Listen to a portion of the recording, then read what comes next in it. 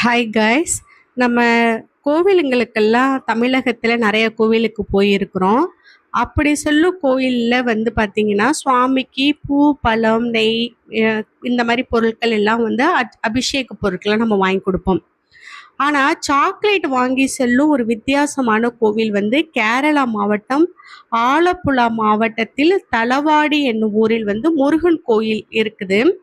அந்த கோவிலுக்கு நிவேதனமாக என்ன பண்ணுறாங்கன்னா மஞ்ச சாக்லேட்டு தான் வாங்கிட்டு போகிறாங்க. சில ஆண்டுகளுக்கு முன்பு அந்த கோயிலுக்கு அடிக்கடி ஒரு சிறுவன் வழக்கமாக செல்வதை வச்சிருந்திருக்காங்க. அந்த கோவிலுக்கு போகும்போது அந்த சிறுவன் அங்கே உள்ள மணியை டங் டங்னு சொல்லி அடிச்சுக்கிட்டே இருப்பாங்களாம். அப்போ பேரண்ட் எல்லாம் அந்த மாதிரி அடிக்கக்கூடாது அப்படின்னு சொல்லுவாங்களாம். ஒரு காலத்தில் அந்த சிறுவனுக்கு உடல்நிலை சரியில்லாமல் போயிருந்திருக்குது.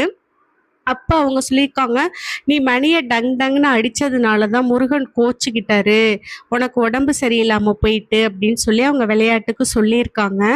அப்போ உடனே அந்த சிறுவன் என்ன பண்ணியிருக்கிறான் அப்படின்னா அந்த முருகன்கிட்ட வேண்டியிருக்கிறாப்புல, எனக்கு உடல்நிலை சரியானதுன்னா உங்களுக்கு நான் மஞ்சு சாக்லேட் வாங்கிட்டு தர்றேன் அப்படின்னு சொல்லி அந்த முருகர் பெருமானிடம் இந்த சிறுவன் வேண்ட அந்த பாருங்க என்ன ஒரு அதிசயம். அந்த சிறுவன் உடனே குணமாயிருக்கிறாங்க. உடனே அந்த மஞ்சு சாக்லேட் வாங்கிட்டு போய் அந்த முருகப்பெருமானுக்கு நிவேதனமா படைச்சிருக்காங்க.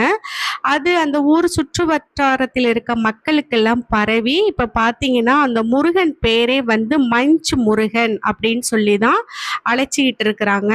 இப்ப அந்த கோவிலுக்கு வரும் பக்தர்கள் எல்லாம் தங்களுக்கு விருப்பமான சாக்லேட் எல்லாம் வாங்கிட்டு கொடுத்து அந்த முருகப்பெருமானிடம் வேண்டுதல் வச்சு நிறைவேற்றி செல்கிறார்கள். வேண்டுதல்கள் எல்லாமே நிறைவேறுது. அந்த அந்த சாக்லேட்டை தான் பிரசாதமா கொடுக்குறாங்க. நீங்களும் அந்த மாதிரி ஆலப்புழா தளவாடி அப்படிங்கிற ஊர் சைடு போனீங்கன்னா கண்டிப்பா அந்த மஞ்சு முருகனை பார்த்து தரிசனம் பெற்று வரும்படி கேட்டுக்கொள்கிறேன்.